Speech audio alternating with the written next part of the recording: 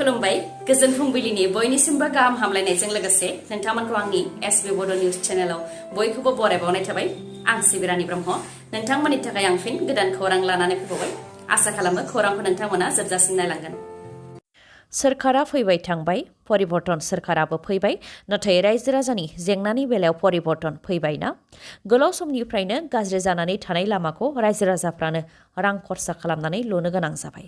उदालगुरि विधानसभा बियाबनि निज आम्बागावनिफ्राय हरिसिङा थांनाय लामाया जोबोद गाज्रि। गोबाव सम जाबाय लामाखौ बानायनानै होआखै सोरखारा, जायनि थाखाय फरायसालियाव थांनाय बायदि बायदिफोराव गोबां जेंनायाव गोग्लैनो गोनां जादों। बेनिखायनो रायजो राजाफ्रानो रां खांनानै बाला, अन्थाइ आरो हा होनानै लामा बानायदों होननानै फोरमायथिदों रायजो राजाफ्रा। लोगोसे रायजो राजाफ्रा फोरमायथिबावदों दि बे लामाखौ बानायनानै होनो थाखाय सिगांनिफ्रायनो सोरखारनिसिम गोबां खावलायबोदोंमोन, नाथाय जागोनल' बुङो, खामानिया दासिमबो जायाखै। आरो लामानि जेंनाखौ लानानै उदालगुरि बियाबनि MLA गबिन्द बसुमतारीनाव थाङोब्लाबो बिथाङा सिनाया होननानै बुंथियो रायजो राजाफ्रा। लोगोसे बुंथिबावदि भटनि गोनांथि जाबाल' रायजो राजाफोरनिसिम फैयो, ओरैनोबा रायजो राजाफोरनिसिम फैया आरो रायजो राजाखौ सिनाया होननानैबो फोरमायथियो रायजो राजाफ्रा। फिसाया मावो डिफेन्सआव साख्रि, बिसिया न'आवनो थालाङो आरो गावनि देहाखौ राफोद आरो मोजाङै लाखिनो थाखाय हिन्जावा थाङो जिमाव। नाथाय फिसाय गैयै समाव आइजोआ गुबुन हौवाखौ स्रोदैनो मोजां मोनखुमानाय आरो मोजां मोननाय सेंग्राजों जयैनो जिमाव सानफ्रामबो थांनाय आरो गावनि न'आव लाबोनाय, बेफोर गासैबो रायजो राजानि नोजोराव गोग्लैदों, जायनि थाखाय गद्रेज सिङाव मोजां मोननाय हौवाखौ दोनखुमादोंमोनब्लाबो रायजो राजानि आखाइनिफ्राय बारग'नो हायाखै। बे जाथाया बङाइगाव सदर थानानि सिङाव थानाय गन्धलनि खासिदबायाव नुजाथिदों। नंगौ, जुलि जाखानाय हिन्जाव आरो हौवाफोराबो दानिया खम नंलिया।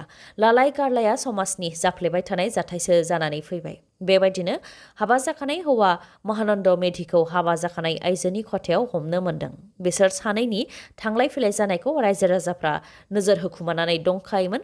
बे लेखायैनो महानन्द मेधिया मोजां मोननाय आइजोनि न'आव हाबफैनायखौ नुनानै रायजो राजाफ्रा हमनो थाखाय ओंखारबोदों। जेरावनाखि आइजोआ मोजां मोननाय हौवा महानन्द मेधिखौ गद्रेज सिङाव दोनखुमादोंमोन, नाथाय रायजो राजाफ्रा नागिरनानै गद्रेज सिंनिफ्रायबो हमनो मोन्दों हौवाखौ। बेनि उनावनो ओनसोलाव मोनसे दुंहाव थासारि। उनाव पुलिसखौ लेंहरनानै पुलिसनि आखायाव गथायनानै हरदों रायजो राजाफ्रा। फोरमायथिनाय बादिब्ला आइजोनि गुबै फिसाया ITBPआव साख्रि मावो, जायनि थाखाय बिथाङा न'नि बायजोआव थायो। नाथाय फिसाय गैयैखौ खाबु लानानै बिसिया गुबुन हौवाखौ मोजां मोनखुमादोंमोन आरो गावनि न'आवबो लानानै फैयोमोन हौवाखौ।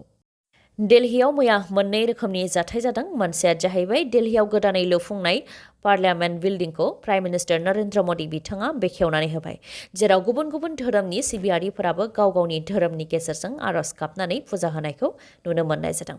गुबुन फारसेथिं हादरनि थाखाय मेडेल लाबोग्रा अलिम्पिक आरो गुबुन गुबुन इन्टारनेशनेलाव चेम्पियन जानानै भारतनि थाखाय मेडेल देरहासारनानै हादरनि थाखाय गोग्गानाय लाबोनो हानाय रेसलिं गेलेगिरिफोरखौ हाराहास्ति खालामदों दिल्ली पुलिसआ। मख'नो गोनांदि रेसलिं फेडारेशन अफ इन्डियानि आफादगिरि आरो BJPनि MP ब्रिजभूषण शरण सिंहनि सायाव माखासे अजद होनानै भारतनि गेलेगिरिफ्रा थांनाय 35 साननिफ्रायनो दिल्लीनि जन्तर मन्तराव धरना होनाय हाबाफारि लाबोदों।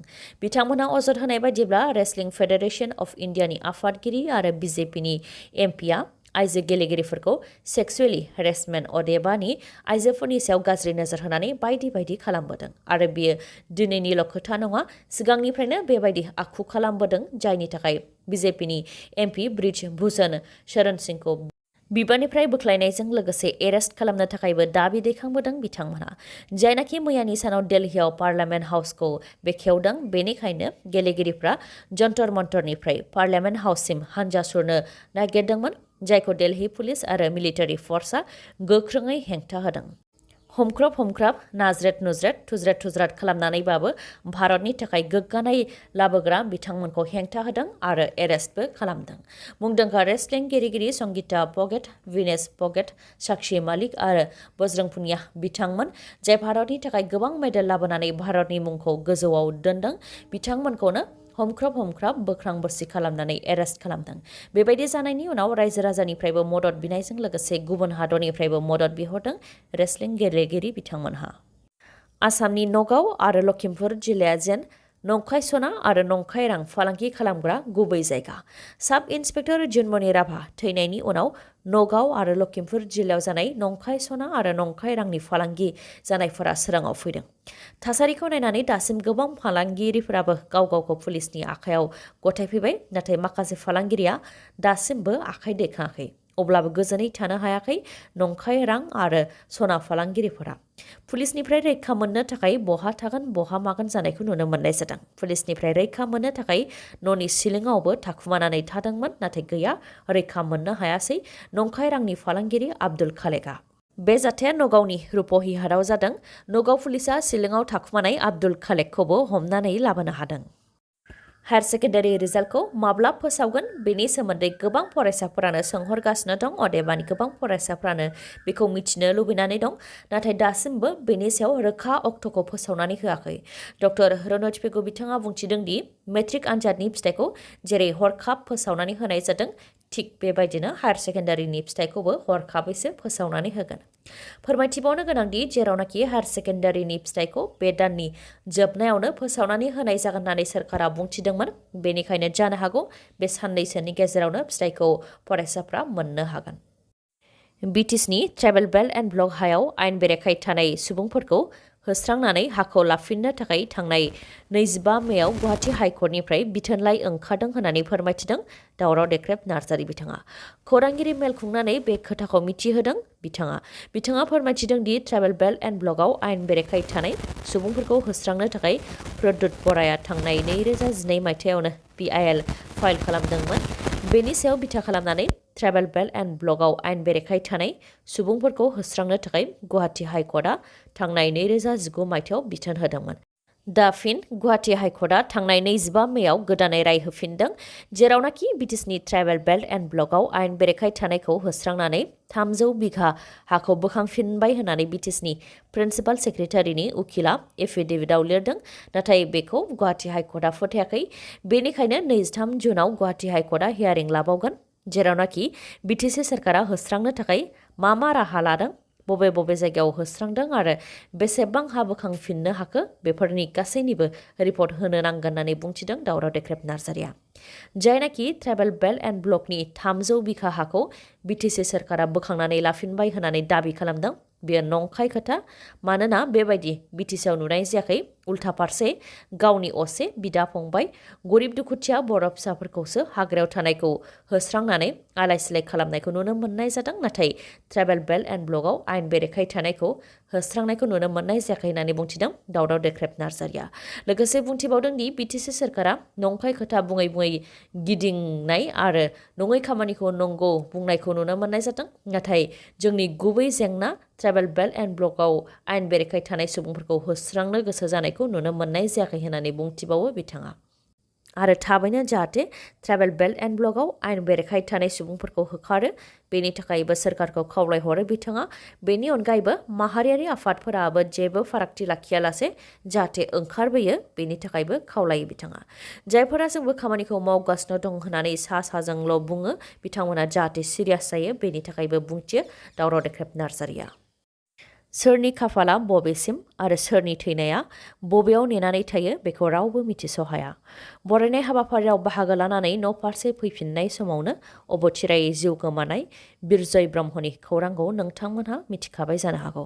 बिथाङा चिरां जिल्लानि आमथेखियाव थानाय गुरुदेब कालिचरण ब्रह्म एकाडेमि गोजौ फरायसालिनि गोरायुं जानायजों लोगोसे निसिमा दख'रा दुलाराय बर' फरायसा आफादनि बुंथिगिरिबोमोन आरो सासे राफोद समाज सिबियारिमोन।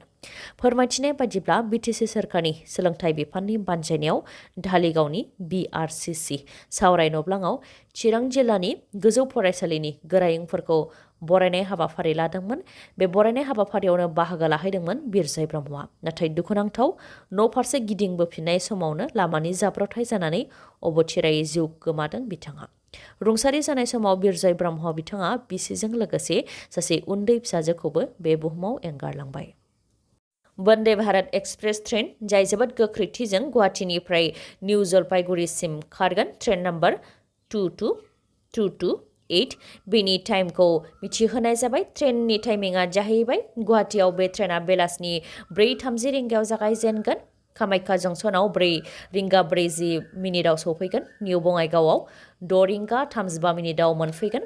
क'क्राझाराव 6 रिंगा 56 मिनिटाव सौफैगोन। निउ आलिपुरदुवाराव 7 रिंगा 48 मिनिटाव सौफैगोन। निउ कचबिहाराव 8 रिंगायाव सौफैगोन आरो निउ जलपाइगुरियाव 10 रिंगायाव मोनफैगोन। उल्था फारसेथिं ट्रेन नम्बर 227 जाय निउ जलपाइगुरिनिफ्राय गुवाहाटी फारसे खारबोगोन बे ट्रेननि टाइमिंखौबो फोसावनानै होबाय। ट्रेना निउ जलपाइगुरियाव फुंनि 6 रिंगा 10 मिनिटाव जागायजेनगोन। बेनि गेजेराव निउ कचबिहाराव फुंनि 7 रिंगा 35 मिनिटाव सौफैगोन। निउ आलिपुरदुवाराव 7 रिंगा 50 मिनिटाव सौफैगोन। क'क्राझाराव 8 रिंगा 40 मिनिटाव सौफैगोन। बेनि उनाव निउ बङाइगावआव 9 रिंगा 13 मिनिटाव सौहैगोन। कामाख्याव 11 रिंगा 18 मिनिटाव सौहैगोन आरो गुवाहाटीआव 11 रिंगा 40 मिनिटाव सौहैगोन। दिनैनि खौराङा एसेनोसै। खौरांखौ जोबजासिम नायनायनि थाखाय गोजोन्थों। नोंथाङा आंनि चेनेलाव गोदानबा सानफ्रामबो फुंनि समाव खौरां मोननो थाखाय चेनेलखौ साबस्क्राइब खालाम आरो बेल आइकनखौबो क्लिक खालाम। लोगोसे खौरांखौ मोजां मोनदोंबा लाइक, कमेन्ट आरो शेयार खालामनो दाबाव। गोजोन्थों।